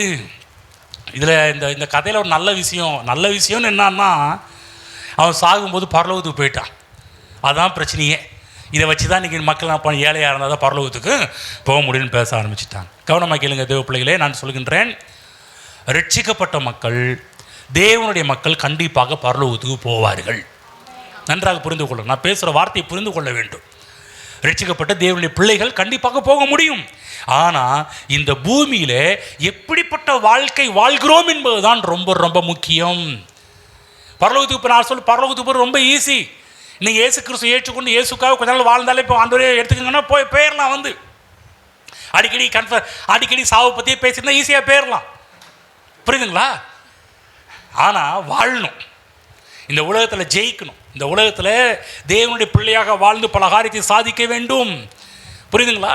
இந்த லாசரு ஏழ்மைத்தனத்தில் தன்னுடைய மனதையே செலுத்தி விட்டார். மனம் எப்படி இருக்குது? ஏழ்மையாக இருக்குது. வந்து ஏழ்மைத்தனத்திலிருந்து விடுதலையாக வேண்டும். மரித்து எங்கே போகிறாரு தெரியுங்களா? மரித்து ஏழை லாசர் வீட்டில் போய் உட்காரல, மரித்து ஆபிரகாமின் மடியில் கொண்டு போய் விடப்பட்டார் என்று போடப்பட்டிருக்கிறது. ஆபிரகாம் யாரு? லாசருடைய தாத்தா. இப்போ ஆபிரகாம் எப்படி வாழ்ந்தார்? இந்த பூமியில் ஆபிரகாம் இப்படி அவர் சொல்லுவார், என் பேரை வச்சுட்டு இப்படியெல்லாம் மானத்தை வாங்கிட்டியே, இருந்து உன் ஆசை வந்து எதிர் மேலே இருக்குது, அவன் தின்ற எச்சி சோறு மேலே கண்டிப்பாக ஃபீல் பண்ணியிருக்க மாட்டாரா? சரி பரவாயில்ல போ, எப்படியாவது வந்து சேர்ந்து. இன்றைக்கி கூட பாருங்கள், இன்றைக்கி சில இந்த மாதிரிலாம் இந்த ஏழை புத்தி உள்ள ஆட்கள் செத்து பரலோகத்துக்கு போனால் கூட அங்கே நல்ல வேலைக்கு பரலோகத்துக்கு வந்து சேர்ந்த இன்னும் இருந்தீங்கன்னா ஏமானத்தை நீ இன்னும் வாங்கிட்டு இருப்பேன்ற மாதிரி தான் இருக்குது. கவனமாக கேளுங்க, ஆபிரகாம் எப்படி இருந்தார்? ஆபிரகாமுடைய விசுவாசமே வேற லெவல். கவனமாக கேளுங்க, அவர் வாழ்க்கையே வேற லெவல். தேவ பிள்ளைகள் இந்த உலகத்தில் உலகத்தான போல வாழக்கூடாது. அதே போல் இந்த ஏழை லாசரோ போலையும் வாழக்கூடாது. சொல்லுங்க, உலகத்தானை போல வாழக்கூடாது,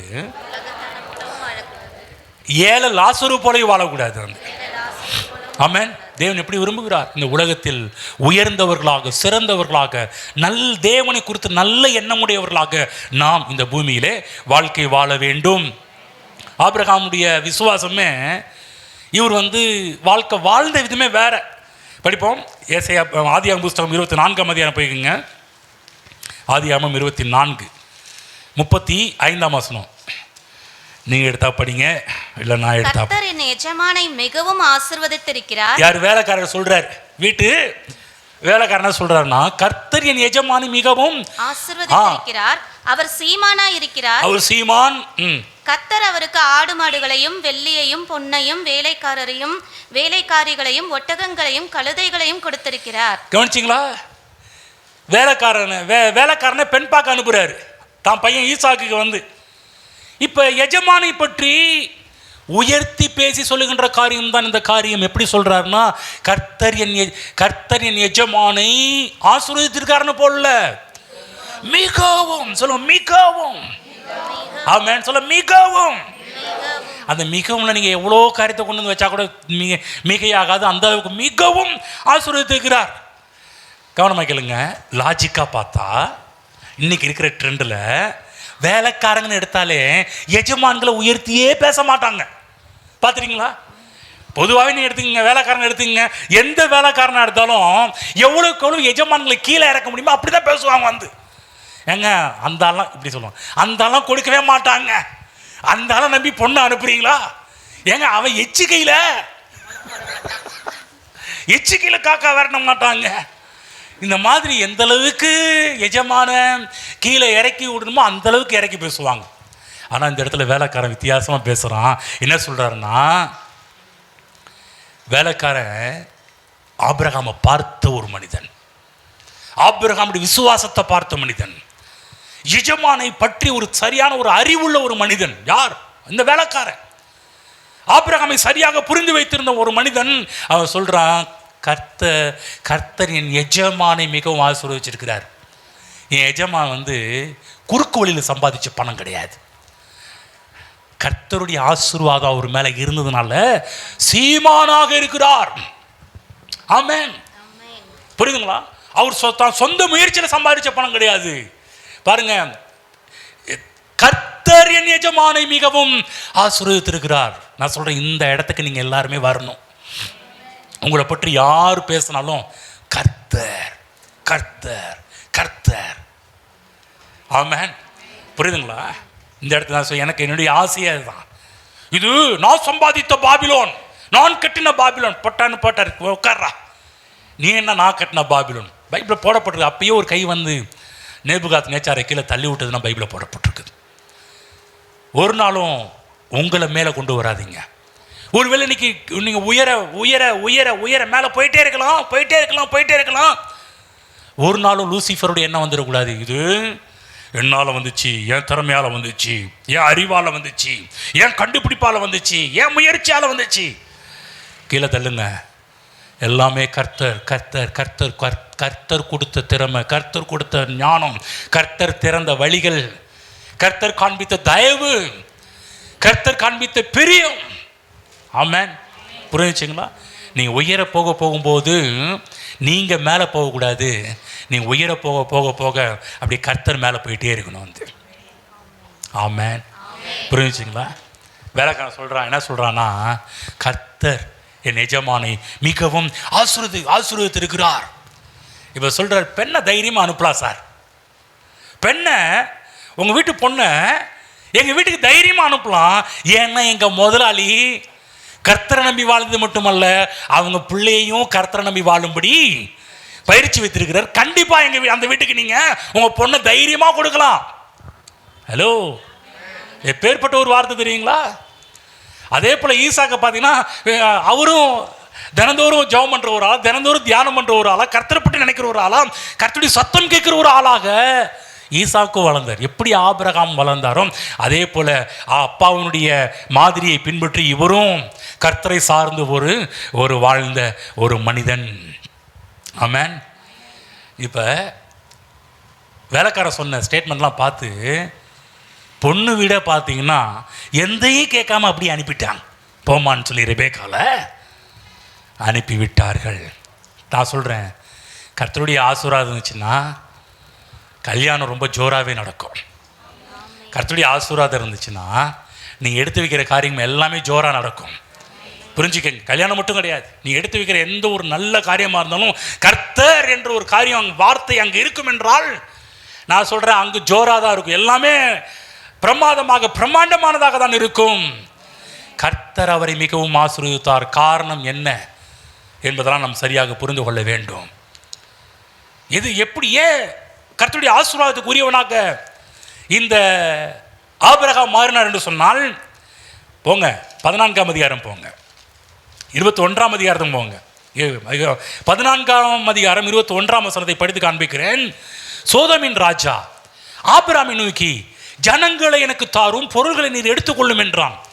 அதற்கு ஆபிரகாம் சோதோமின் ராஜாவை பார்த்து, ஆபிரகாமை ஐஸ்வர்யவானாக்கினேன் என்று நீர் சொல்லாதபடிக்கு நான் ஒரு சரட்டையாகிலும் பாதரட்சியின் வாரையாகிலும் உமக்கு உண்டானவைகள் யாதொன்றையாகிலும் எடுத்துக்கொள்ளேன் என்றும், வானத்தை பூமி உடையவராகிய உன்னதமான தேவனாகிய கர்த்தருக்கு நேராக என் கையை உயர்த்துகிறேன்.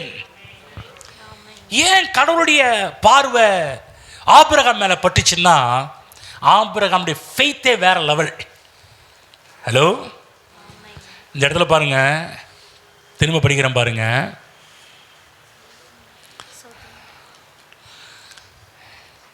சோதோமின் ராஜா ஆபிரகாமுக்கு, ஜனங்கள் எனக்கு தரும் பொருள்களை நீர் எடுத்துக்கொள்ளும். பொருள்களை நீர் எடுத்துக்கொள்ளும்.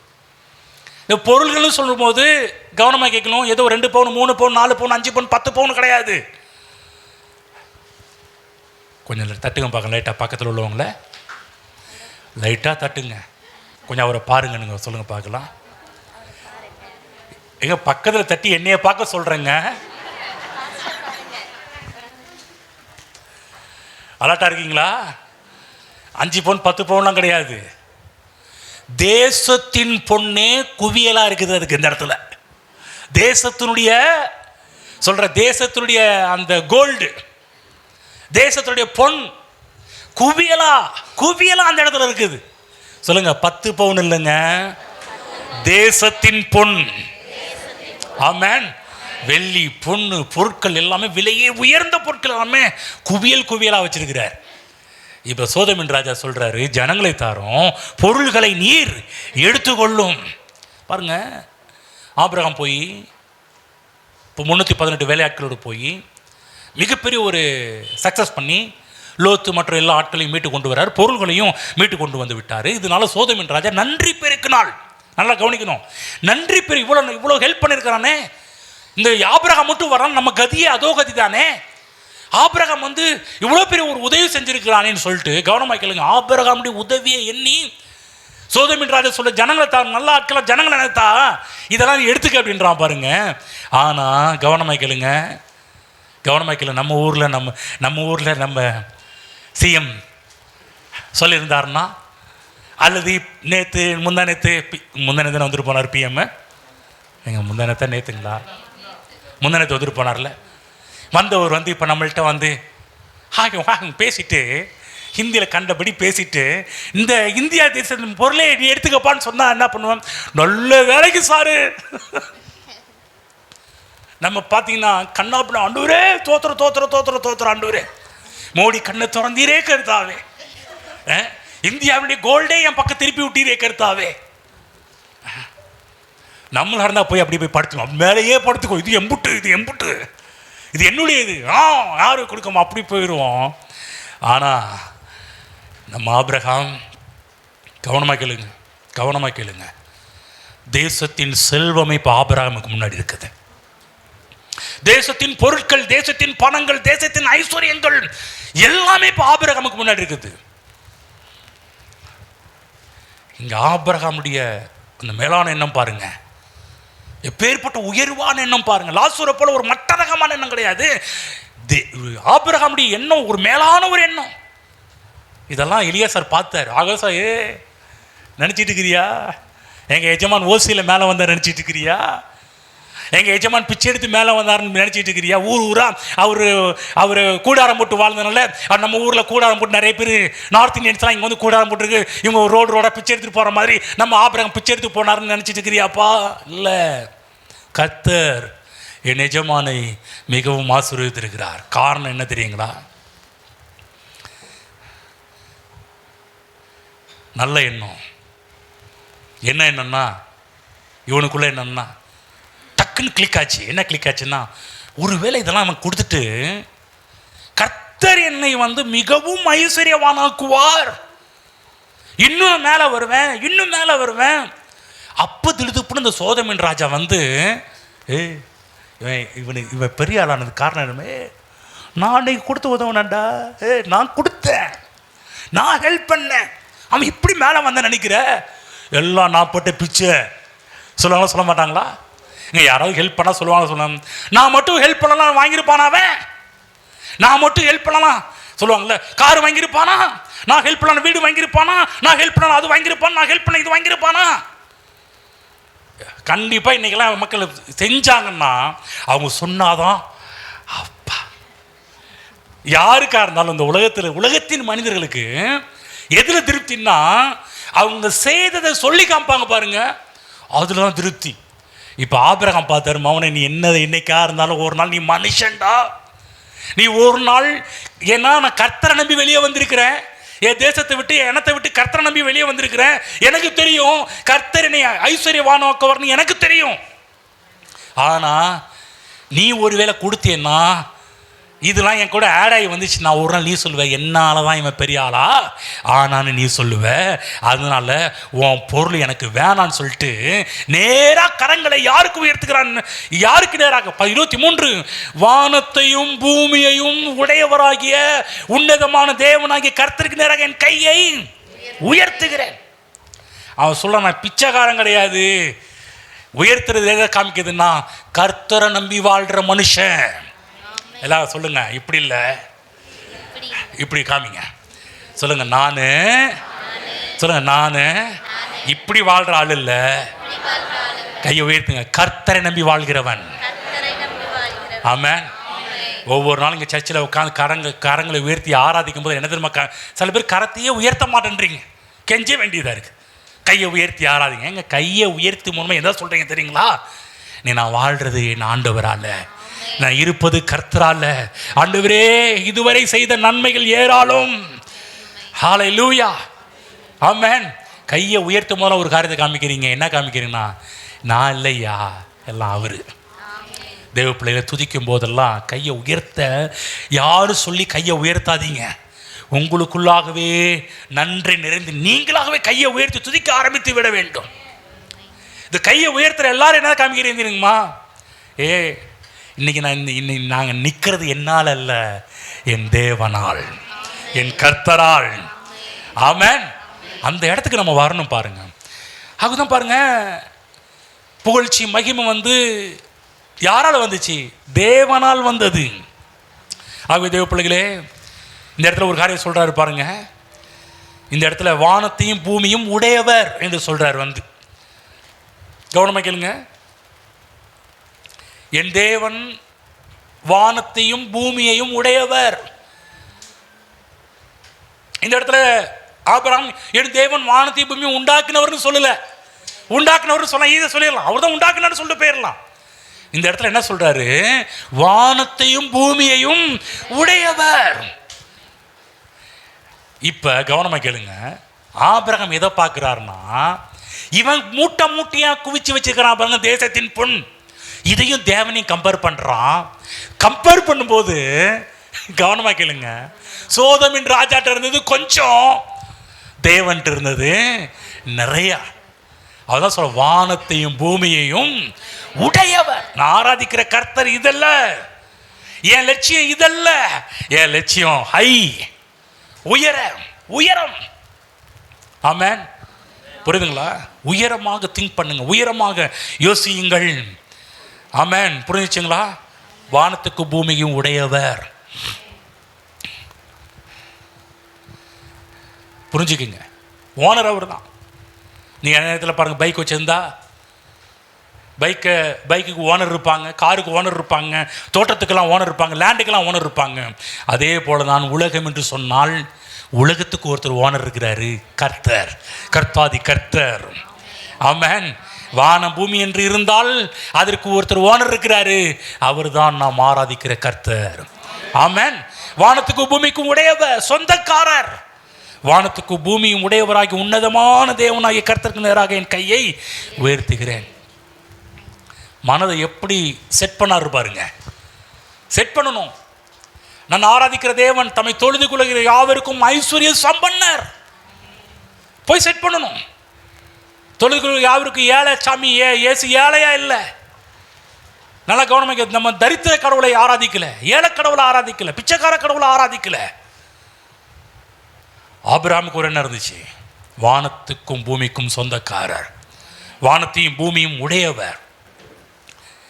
ஏழை லாசரு மனதை எப்படி செட் பண்ணி வச்சிருந்தான் பாருங்க. மேஜையிலேருந்து விழுகிற எச்சி சாப்பாட்டுக்காக ஆசைப்பட்டு அதில் ஈகர்லி மிகவும் ஆசையாக இருந்தான் பாருங்க. அதில் போய் மனதை செட் பண்ணி வச்சிருந்தான். தேவ பிள்ளைகளே, இன்றைக்கி நல்லா மனதை கானானை நோக்கி பிரயாணம் பண்ணுகின்ற நாம் நம்முடைய மனதை லோக்கலாக செட் பண்ணக்கூடாது. திங்க் ப்ராட், பெரிதாக யோசியுங்கள். தேவனை வேதத்திலிருந்து பாருங்கள். ஆபிரகாம் கொஞ்சம் யோசிச்சு பாருங்க. இப்போ யாருன்னா என்னடா இந்த ஆபிரகாம் சரியான இவனாக இருப்பான்? இல்லை, ஆபிரகாம் தேசத்தின் பொண்ணே இருந்தாலும் கர்த்தர் மேலே கண் இருந்துச்சு. நான் சொல்கிறேன், உங்கள் கண்களை கர்த்தர் மீது வையுங்கள். ஆமென். கர்த்தர் மீது வைங்க, நீங்கள் இடறியே போக மாட்டீங்க. கர்த்தர் மீது கண் இருக்கிறவங்க, அவங்கள்ட்ட வானத்தையும் பூமியும் அவன் கையில் கொடுத்தா கூட அவன் பெரிய மேட்டரே கிடையாது. அதெல்லாம் அதுக்கு மேலே கர்த்தரை தான் பார்க்க ஆரம்பிப்பாங்க. பொருட்கள் மேலே கண்ணு போகாது. கர்த்தர், உங்கள் மனதை கர்த்தருக்குள்ளே செட் பண்ணிட்டீங்கன்னா, நான் சொல்ல பொருள்லாம் ஒன்றுமே இல்லைங்க. நம்ம என்ன பேசியிருக்கிறோம்? பணங்கள் திரளாகும் போது ஐஸ்வர்யம் மேல் கர்த்தரை விட்டு விடாதீர்கள். இஸ்ரவேல் ஜனங்களுக்கு மோசஸ் கற்றுக் கொடுத்த ஒரு பெரிய பாடம்னா சொல்கிறார். உபாகம புத்தகத்தில் பாரு, நீ எல்லாவற்றையும் அடைந்து விருத்தி அடையும் போது உன் தேவனாகிய கர்த்தரை மறவாதபடிக்கு எச்சரிக்கையாயிரு. ஞாயிற்றுக்கிழமை ஆராதனை மிஸ் பண்ணாமல் எச்சரிக்கையாயிரு. சரியான நேரத்துக்கு வருவதை தடை செய்யாமல் எல்லாம் வரும்போது எல்லாம் கிடைச்சி நமக்கு தான் எல்லாம் இருக்கு. இப்போ எல்லாம் உள்ள ஆள்கிட்ட பார்த்து எங்களுக்கு தான் எல்லாம் இருக்குல்ல, இதுக்கு கர்த்தர் எதுக்கு? அது இல்லை. இருக்கும்போது இல்லாத போது எப்படி கர்த்தரை பிடித்து கொண்டீர்களோ அதே போல் இருக்கும்போதும் ஆபிரகாமுடைய நிலைமை அப்படி தான். இல்லாத போது கர்த்தரை பிடிச்சிட்டு வெளியே வந்தவர் தேசத்தின் செல்வங்களே அவருக்கு முன்னாடி நிற்கும் போது அது இல்லைப்பா, வானத்தை பூமி உடையவருக்கு நேராக கயிறத்தை உயர்த்துகிறேன். ஆமென். மேலே மேலே மேலே மேலே மேலே போயிட்டே இருக்கிறார். வீட்டு வேலைக்காரர் சொல்கிறாரு, என் எஜமான் எப்படி வந்தார் தெரியுமா? கர்த்தர் என் எஜமானை மிகவும் ஆசீர்வதித்திருக்கிறார். ஆமென் ஆமென். எதில் போய் மைண்டை செட் பண்ண போகிறீங்க? லாசருவில் போய் மைண்ட் செட் பண்ண போகிறீங்களா? லாசரு போய் உட்காந்து ஆபிரகாமின் மடி, ஆபிரகாமை கொண்டு போய் மனதில் செட் பண்ண போகிறீர்களா? கர்த்தருக்கு எவ்வளோ அந்த நேரத்தில் அந்த சீனை கொஞ்சம் கவனிச்சு பாருங்க. இந்த சீனெல்லாம் கர்த்தர் வானத்தை எல்லாம் பார்த்துட்டு இருக்கிறார். எந்த சீனை பார்த்துட்டு இருக்கிறாரு? சோதோம் ராஜா வந்து ஆபிரகாம்கிட்ட டீல் பேசுறது, இதெல்லாமே அவர் பார்த்துட்டு இருக்கிறார். சொல்கிறேன், அவருக்கு எவ்வளோ சந்தோஷமாக இருக்கும் தெரியுங்களா? ஆமாம், நான் சொல்கிற சீன் உங்களுக்கு புரியுதா? இந்த நேரத்தில் பேசிட்டு இருக்கும்போது அதில் யார் ரொம்ப சந்தோஷப்பட்டுருப்பார் தெரியுமா? சே, என் பையன்டா, என் பையன்டா, ஏன் ரத்தன்டா சொல்ல மாட்டோம்மா. நம்மளா இருந்தா எவ்வளோ மிச்சு கொண்டிருப்பார் தெரியுமா? நான் சொல்ல எல்லாம் இருக்கும்போது நீங்கள் கர்த்தரை உறுதியாக பிடிச்சிக்கிங்க. எல்லாம் இருக்கும்போது கர்த்தரை விட்டு போகும்போது கர்த்தர் துக்கப்படுவார். சே, எல்லாம் நான் உனக்கு கொடுத்தோம், இவன் என்னை மதிக்கலையே, என்னை ஆராதிக்கலையே. ஆகவே ஆராதனை மிஸ் பண்ணாதீங்க, ஆராதனை தடை பண்ணாதீங்க. எல்லாம் இருக்க இருக்க அப்போ தான் நீங்கள் ஃபஸ்ட் ஆளாக வந்து உட்காரணும். ஃபஸ்ட் ஆளாக உட்காரும்போது என்ன காமிக்கிறீங்களா? இவ்வளோ தூரம் வந்தது காரணமே கர்த்தர் தான்ப்பா. எல்லாம் வந்த பிற்பாடு அங்கே போகிறது இங்கே போகிறது இங்கே சுற்றுறது அங்கே, அது இல்லை. எல்லாம் இருக்கும்போது நீங்கள் முன்னாடி வரும்போது இதை காமிங்க, நான் இன்றைக்கி வாழ்கிறதே கர்த்தரால் வாழ்ந்துட்டுருக்கிறேன், இன்னும் கர்த்தரால் உயர்வேன். அதுக்கு அத்தாட்சி இப்போ நான் வர்றது தான், அதுக்கு அத்தாட்சி இப்போ நான் கர்த்தரை பிடிச்சிக்கிட்டது தான். எல்லாம் வரும்போது நான் சொல்கிறேன், ஆராதனையை மட்டும் மிஸ் பண்ணாதீங்க. கர்த்தரை தொழுது கொள்கிறத மிஸ் பண்ணாதீங்க. தொழுது கொண்டு பாருங்கள், கர்த்தருக்கு ரொம்ப பிடிக்கும். பரவாயில்ல, இவ்வளோ காரியத்துலேயும் நீ என்னை விடலை பார்த்தியா? நான் சொல்கிறேன், கர்த்தருக்கு சீனை பார்த்துக்கும்போது என்ன பண்ணியிருப்பாரு? பார்த்துருப்பாரு, ஆசீர்வதிச்சா ஒன்னே தாண்டா ஆசீர்வதிக்கணும். சரியான ஆளுப்பா நீ, என் ஆசீர்வாதத்துக்கு சரியான ஆளு. அதுக்கு முன்னாடி ஆபிரகாம் மட்டமாக இருந்தாரா? இல்லை. 13ஆம் அதிகாரத்தில் பார்க்குறோம், ஆபிரகாம் வெள்ளியும் பொண்ணுமுடைய 13ஆம் அதிகாரத்திலேயே ஆசீர்வதிக்கப்பட்டவர். யோசிச்சு பாருங்க, 318 வேலையாட்களுக்கு சாப்பாடு போடுறது எவ்வளோ விஷயம் தெரியுங்களா? 4 பேருக்கு சமைக்கிறதுக்கே நமக்கு டர் ஆகுது. வீட்டில் யோசிப்பார், 4 பேருக்கு சமைக்க மூச்சு முட்டிடுது. சில பேருக்கு 4, சில பேர் சொல்லுவாங்க, இந்த சமைச்சு போடுறதுக்குள்ளே படுற பாடு இருக்குது அப்படின்னு வாங்க வந்து 4 பேருக்கு சமைக்கிறதுக்கு. நம்மளால 400 பேருக்கு சமைச்சோம். டெய்லியும் 318 வேலைக்காரங்க சாப்பிட்ருக்குறாங்க. 318 வேலைக்காரங்க மட்டும் இல்லைங்க, அவங்க ஆடு மாடு ஒட்டகம் கழுதை எல்லாம் சாப்பிட்டு ஆகணும். ஹலோ, புரிஞ்சிச்சா? 13ஆம் அதிகாரத்திலேயே பெரிய ஆளு தான். ஆனால் 14ஆம் அதிகாரத்தில் இவன் கொடுத்தா கூட அது தேவையில்லைப்பா. அவன் சொல்கிறான், உன் ஷூ லேஸ் கூட தேவை கிடையாது. அந்த அளவுக்கு கர்த்தர் மீது பற்றுள்ள ஒரு மனிதன். ஏற்கனவே நல்லா இருந்தான், இப்போ கர்த்தரை பிடிச்சிக்கிட்டான். கர்த்தர் பார்த்தாரு, இவனை நம்பி எவ்வளோ வேணாலும் ஆசீர்வதிக்கலாம். அதுதான் கிளைமேக்ஸில் பொண்ணு பார்க்க போகும்போது வேலைக்காரன் சொல்ற, இவ்வளோ உயர்வு எதனால் வந்துச்சு தெரியுமா? என் எஜமான் பொருளாசை உள்ளவன் கிடையாதப்பா, என் முழுக்க கர்த்தரை நம்பி ஒரு வாழ்ந்த மனிதன். கர்த்தர் என் எஜமானை மிகவும் ஆசீர்வதித்திருக்கிறார். ஆமென். புரிஞ்சுச்சுங்களா? நீங்களும் தேவன் மீது விசுவாசம் உடையவர்களாக மாறுங்கள். ஆமென். யார்கிட்டையும் போய் கையேந்தி ஒரு சின்ன விஷயத்தை கூட கையேந்த கூடாது. யார்கிட்டையும் வாயை திறந்து கூட கேட்கக்கூடாது வந்து. ஆமென். உங்கள் தேவைகள் இருந்து கர்த்தரே சில ஆட்களுக்கு கொடுக்க ஆரம்பிப்பார். ஆனால் எக்காரத்தை கொண்டு எந்த இடத்துல போய் எந்த வீட்லையும் போய் வாயை திறந்து நீங்கள் கேட்டக்கூடாது. இங்கே இருக்கிற விசுவாசிங்க அப்படிப்பட்ட ஒரு வாழ்க்கையை வாழணும். ஆமென். பக்கத்தில் புரிஞ்சான்னு கேளுங்க. ஏன்னா யார் வாயை திறந்து அவங்க நீங்கள் சாப்பிட்றது நான் போட்டதுலேருந்து சொல்லவே கூடாது. ஒரு கௌரவமான ஒரு வாழ்க்கை இருக்கணும். நான் கர்த்தருடைய பிள்ளை, நான் இப்படி தான் வாழ்வேன். என் தேவன் ஐஸ்வர்ய சம்பன்னர் என்று விசுவாசிப்பீர்களானால் நீங்கள் எதை விசுவாசிக்கிறீர்களோ அது உங்களுக்கு அப்படியே நடக்கும். ஆபிரகாம் ஆசீர்வதிக்கப்பட்டதுக்கு காரணமே அவருடைய மைண்டு, அவருடைய மனம் யார் மேலே போய் செட் பண்ணி வச்சுட்டார்னா வானத்தையும் பூமியும் உடைய தேவன் மேலே செட் பண்ணி வைத்து விட்டார். ஆகவே தேவன் ஏழைகளை இன்றைக்கும் ஐஸ்வர்யவான்களாக மாற்றுகிறவர். அவரை தொழுது கொள்ளுகிற யார், நீங்கள் இதை கன்ஃபர்ஸ் பண்ணணும், அறிக்கை பண்ணணும். என்ன பண்ணணும்னா, அவரை தொழுது கொள்ளுகிற யாவருக்கும் என் தேவன் ஐஸ்வர்ய சம்பன்னராக இருக்கிறார். ஆமென். எழுந்து நிற்போம். லாசரு போல மனதை கீழ்த்தரமான காரியத்தில் செட் பண்ணாதீங்க. வாழ்ந்தா ஆபிரகாமை போல வாழணும். சொல்லுங்க பக்கத்தில் சொல்லுங்க. லாசரு போல மட்டமா லோக்கலா மைண்டை செட் பண்ணாதீங்க. லாசரு போல ஆபிரகாம் போல உயர்வான எண்ணமுடையவர்களாக மாறுங்கள். தேவன் மீது கண்களை பதிய வையுங்கள். நீங்கள் ஏழையாவே மாற முடியாது. ஆமென். கரங்களை கர்த்தரை வாழ்த்துவோம். Praise the Lord.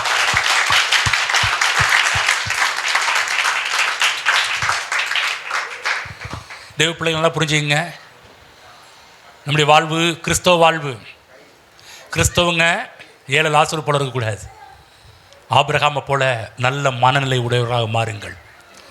திரும்ப சொல்கிறேன், இங்கே இருக்கிற எல்லாருமே இனி வரக்கூடிய நாட்களிலே தீர்க்க தரிசனமாக சொல்கிற நல்லா கவனமாக கேட்டுங்க.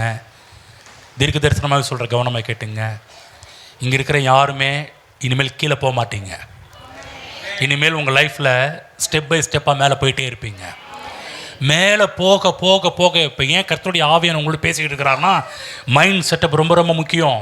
மேலே போக போக போக போக உங்கள் மைண்டு லோக்கலாக போயிடக்கூடாது. மேலே போக போக உங்கள் மனம் ஆபிரகாமை போல தேவனை சார்ந்து கொண்டவராக, தேவனை பிடித்து கொண்டவராக, கர்த்தர் கர்த்தர் கர்த்தர் கர்த்தர் என்ற மனநிலை நம்முடைய மனதிலே உருவாக வேண்டும். ஆமென்.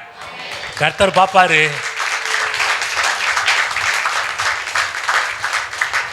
உன்னை நம்பி எவ்வளவு வேணாலும் கொடுக்கலாம்ப்பான்னு கொடுக்க ஆரம்பிச்சிடுவார். ஆமென். ஹல்லேலூயா. ஸ்தோத்திரம் ஆண்டவரே. எங்கள் அன்பின் பிதாவே, கர்த்தராகிய இயேசு கிறிஸ்து நாமத்தில் நம்முடைய சமூகத்தில் இருக்கிறோம். இப்போது நல்லவராக இருக்கிறீர். இந்த பூமியிலே நாங்கள் கானான் வாழ்வை வாழ வேண்டும் என்று விரும்புகிறீர். அதற்கு உமக்கு நன்றி செலுத்துகிறோம். ஆனால் இஸ்ரவேல் ஜனங்கள் கானான் விட்டு கிளம்பி, எகிப்தை விட்டு கிளம்பி வனாந்திர பிரயாணம் போய்கிட்டு இருக்கும்போது அவங்க மனது கானானை நோக்கி அல்ல, அவங்க மனது அடிக்கடி எகிப்துக்கே போய் கொண்டிருந்தது. இவைகளை எங்களுக்கு காண்பித்ததற்காக ஸ்தோத்திரம். ஆனால் எங்கள் மனது கூட எகிப்தை நோக்கி போகாமல், பின்னாடி நாங்கள் வாழ்ந்த வாழ்க்கை நோக்கி போகாமல், கர்த்தராகிய தேவன் எங்களுக்காக வைத்திருக்கிற அந்த முற்போக்கான காரியத்தை நோக்கி, கிறிஸ்துவுக்குள்ளான எங்கள் வாழ்வை நோக்கி, ஒரு உயர் ரகமான ஒரு வாழ்வை நோக்கி, ஒரு மேன்மையான ஒரு வாழ்வை நோக்கி, ஒரு மேல் ரகமான ஒரு வாழ்வை நோக்கி போகும்படிக்கு இன்றைக்கு எங்களோடு பேசுகிறபடியாக நன்றி செலுத்துகிறோம் ஆண்டவரே. எங்கள் கண்களை திறந்திருந்ததற்காக நன்றி செலுத்துகிறோம். இந்த லாசுரை போல இந்த ஏழை, இந்த பிச்சைக்கார புத்தி இருக்கக்கூடாது என்பதை எங்களுக்கு காண்பித்ததற்காக நன்றி செலுத்துகிறோம். ஆபிரகாமை போல ஒரு உயர்வான எண்ணமுடையவர்களாக இருக்க வேண்டும் என்று எங்களுக்கு போதித்தீரே. எங்கள் மனதை உம்மீது செட் பண்ண வைத்தீரதற்காக நன்றி செலுத்துகிறோம். எங்கள் மனதை எந்த மனிதன் மீதும் அல்ல, எந்த ராஜாக்களின் மீதும் அல்ல, ராஜாதி ராஜாவாகிய சேனைகளின் கர்த்தராகிய உம்மீது எங்கள் கண்களை பதிய வைக்கும்படி இன்றைக்கு எங்களுக்கு போதித்தீரதற்காக நன்றி செலுத்துகிறோம். இந்த வார்த்தை கேட்டுக்கொண்டிருக்கிற ஒவ்வொரு பிள்ளைகளும் இந்த பூமியில வாழ்ந்து சுகித்து செழித்து அவர்கள் ஓஹோன்னு இந்த பூமியில வாழட்டும் என்று நம்முடைய பிள்ளைகளை ஆசீர்வதிக்கின்றேன். நன்மையும் கிருபையும் ஒவ்வொரு நாளும் தொடர்ந்து வரட்டும். ஜீவனுள்ள நாளெல்லாம் செழிப்பின் வாழ்வை, எருசலேமின் வாழ்வை, கானான் தேசத்து வாழ்வை, கிறிஸ்து ஆவிய வெற்றியுள்ள கிறிஸ்தவ வாழ்க்கையின் வாழ்வை இந்த பூமியில வாழட்டும் என்று ஆசீர்வதிக்கிறேன். இயேசு கிறிஸ்து நாமத்தில் பிதாவே, ஆமென்.